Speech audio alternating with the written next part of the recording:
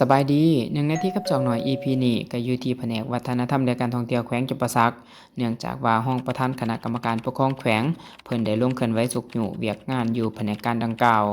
โดยได้รับฟังการรายงานโดยย่อผลการดำเนินเวียกงานประจำปี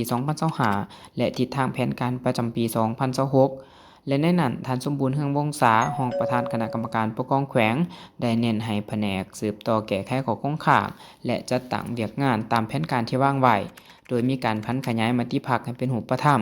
ให้เฮ็ดเวียกแบบรวมศูนย์ประชาธิปไตยมีการแบ่งหน้าที่ชัดเจนรักษาระเบียบชีวิตพรรคและสร้างพนักงานหุ้นสืบทอดที่มีทัศนมั่นคงด้านการท่องเที่ยวก็ให้ป้องกันการบุกรุกพื้นที่